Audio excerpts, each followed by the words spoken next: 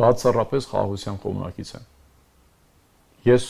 ունեմ 3 անչափահաս երեխա, իմ կյանք, իմ ներկան, իմ ապագան կապված է։ Ինչ խաղաղություն եք դուք պատկերացնում ձեր ուժը։ Բացառապես Հայաստանի հետ։ Ես ոչ մի տեղ քաղաքացի չեմ, այսինքն ես երբեք չեմ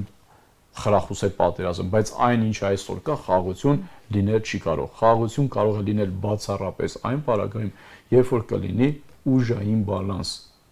Ուժը զսվում է ուժի միջոցով, եւ սա ամենևին չի նշանակում այն պարզագույն մտածողությունը, որ մենք 3 միլիոն ենք, նրանք միասին իրար հետ 92 միլիոն են, 3 միլիոնը 92-ի դեմ, ուրեմն արդեն պարտված է։ Եթե այս պարզ տրամաբանությամբ եւ անմիտ տրամաբանությամբ մենք մտածենք, ուրեմն աշխարհում պետք է լինի 3-4 պետություն, որովհետեւ բոլոր տեղերը կա թշնամանք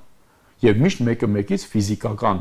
առումով ուժեղ է։ Ուրեմն 3 պետություն պետք է լինեն։ Դրա համար այստեղ գործի է դրվում ներքին զսպման մեխանիզմները, արտաքին զսպման մեխանիզմները, ազգային ներուժի